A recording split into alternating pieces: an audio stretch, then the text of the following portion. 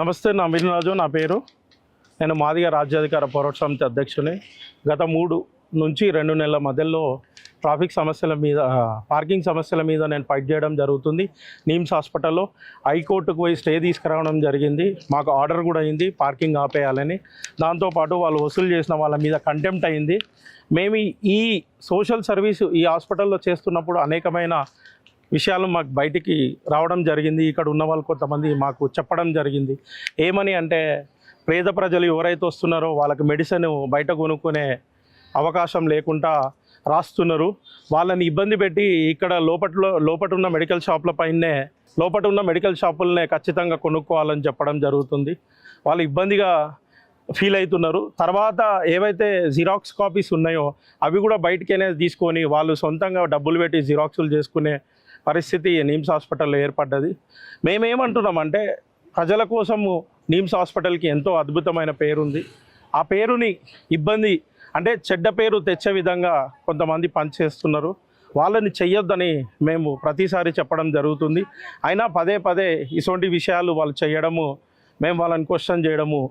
ఈసారి మాకు ఏదైతే మెడికల్ సమస్య ఇక్కడున్న ప్రజలు హాస్పిటల్కి రావడం, వచ్చే ప్రజలు మాకు చెప్పడం జరిగిందో వాటి మీద ఫోకస్ చేస్తూ మేము నిమ్స్ డైరెక్టర్ గారికి, ప్రిన్సిపల్ సెక్రటరీ హెల్త్ గారికి కూడా లెటర్ రాయడం జరిగింది. త్వరలోనే వాళ్ళని కలిసి లెటర్లు ఇవ్వడం జరుగుతుంది. తర్వాత ఇక్కడ ఎవరైతే సంవత్సరంలో 2 సంవత్సరాలలో రిటైర్మెంట్ అయ్యే ఎంప్లాయీస్ ఎవరైతే ఉన్నారో వాళ్ళు కూడా మా దగ్గరికి రావడం జరిగింది. మాకు ఏదైతే సీనియారిటీ బట్టి మాకు ప్రమోషన్లు ఇవ్వట్లేదని చెప్పి ఇక్కడ ఉన్న ఎంప్లాయీస్ చెప్పడం జరుగుతుంది. వాళ్ళకి ఎవరైతే అధికారులకు అనుకూలంగా ఉన్నారో వాళ్ళకే ప్రమోషన్స్ ఇస్తున్నారని చెప్పి, సీనియారిటీ ప్రకారం ప్రమోషన్లు ఇవ్వట్లేదని చెప్పి వాళ్ళు మాకు చెప్పుకోవడం జరిగింది. మేము ఉద్యోగస్తులం అండి, ఏం చేయలేని పరిస్థితి. మా అంటే 1 ఇయర్లో 2 ఇయర్స్లో రిటైర్మెంట్ అవుతాం. వాళ్ళు మమ్మల్ని వేరేలాగా బ్లాక్మెయిల్ చేస్తారని చెప్పి భయపడుతున్నారు. కాబట్టి సీనియారిటీ ప్రకారం కూడా ప్రమోషన్లు ఇవ్వాలి. ఎవరు బానిసల్లాగా ఉండకూడదని, ప్లస్ ఎవరైతే వాళ్ళకు అనుకూలంగా అధికారులు ఉన్నారో వాళ్ళకి ప్రమోషన్లు ఇవ్వడం బాధాకరం. తక్షణమే మేము ప్రిన్సిపల్ సెక్రటరీ గారికి లెటర్లు రాస్తాం. అవసరమైతే మళ్ళీ ప్రెస్ మీట్ కూడా అరేంజ్ చేస్తాం. ఎప్పటి నుంచి ఈ అంశాన్ని తీసుకున్నారు? ఈ పార్కింగ్ గురించి మీరు ఎప్పటి నుంచి ఈ అంశాన్ని తీసుకొని? 3 నెలల నుంచి 2.5 నెలల నుంచి వీటి మీద ఫైట్ చేయడం జరుగుతుంది సార్. మేము ఏమని అంటే, ఈ పార్కింగ్ది ఆల్రెడీ కోర్టులో కంటెంప్ట్ కూడా ఇష్యూ అయింది. పార్కింగ్ కూడా బంద్ అయిపోయింది. పైగా ఇప్పుడు ఏదైతే మెడికల్ ఉందో ఈ మెడికల్ సమస్యను కూడా క్లియర్ చేయాలనేది మా పోరాటం. పార్కింగ్ ఏదైతే పేడ్ పార్కింగ్ మొత్తం తీసేయాలనేది మా పోరాటం. ఈ మెడిసిన్స్ కూడా ఇక్కడే తీసుకుంటూ బయట తీసుకునేటట్టు అవకాశం కల్పించాలి. ఎవరి దగ్గర డబ్బులు ఉంటాయి, ఎవరి దగ్గర డబ్బులు ఉన్నాయి, వీళ్ళు ఇదే రేటు ఫిక్స్ అని చెప్పడము, లోపలనే తీసుకోవాలనడం వల్ల వాళ్ళ దగ్గర డబ్బులు లేని వాళ్ళు చాలా బాధపడుతున్నారు. మెడికల్ మాఫియా నడుస్తుంది. 100% నడుస్తుంది. మేము అందుకోసమే మీకు ఏం చెప్తున్నామంటే, తొందరలో ఆధారాలతో సహా చూపిస్తాం. ఆడిట్ని కూడా, ఏదైతే ఆడిట్ ఉందో ఆడిట్కి కూడా తప్పుడు రిపోర్ట్ ఇవ్వడం జరుగుతుంది. మా దగ్గర ఆధారాలు ఆడిట్కి సంబంధించినవి ఉన్నాయి. ఆ ఉద్యోగస్తుల ఏవైతే ప్రమోషన్ విషయమ్స్ ఉన్నాయో, ఆడిట్కి సంబంధించి ఉన్నాయో అవి కూడా మా దగ్గర ఉన్నాయి. ఇవన్నీ మేము ప్రెస్కి ఇస్తాము. త్వరలోనే వీటి మీద మళ్ళీ ప్రెస్ మీట్ కూడా ఏర్పాటు చేస్తాం.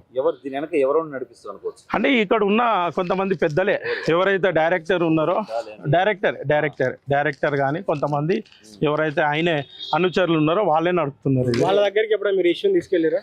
ఎవరి దగ్గరికి? ఎవరైతే డైరెక్టర్ గారు ఉన్నారో వాళ్ళకి ఆల్రెడీ కోర్టు నోటీసులు కూడా ఇచ్చింది సార్. ఏదైతే పార్కింగ్ విషయం ఉందో అన్ని విషయాలలో నోటీస్ ఇచ్చింది. అందుకోసమే మేము ఏమంటున్నామంటే, ఇప్పుడు కొత్తగా మాకు ఇల్లున్న అధికారులు ఎవరైతే మాకు వచ్చి వాళ్ళ సమస్య చెప్పారో వాళ్ళ లెటర్ కూడా ప్రిపేర్ చేయడం జరిగింది. డైరెక్టర్ గారికి, ప్రిన్సిపల్ సెక్రటరీ గారికి, హెల్త్ మినిస్టర్ గారికి కూడా ఖచ్చితంగా ఈ లెటర్ని ఇవ్వడం జరుగుతుంది. మా రిప్రజెంటేషన్ అంటే మా సంఘం తరఫు నుంచి కూడా రిప్రజెంటేషన్ డైరెక్టర్ గారికి ఇస్తాము, ప్రిన్సిపల్ సెక్రటరీ గారికి ఇస్తాం, మినిస్ట్రీకి కూడా ఇస్తాం, మంత్రికి కూడా ఇస్తాం. సో చివరి ఈ అంశంపై ఏం చెప్పదలుచుకున్నారు మీరు? మేము 100% ఇక్కడైతే ఏవైతే అవకతవకలు ప్రజలకు సంబంధించినవి జరుగుతాయో, ప్రజలను ఇబ్బంది పెట్టే పరిస్థితి ఉంటుందో ఖచ్చితంగా మా యుద్ధం జరుగుతూనే ఉంటుంది.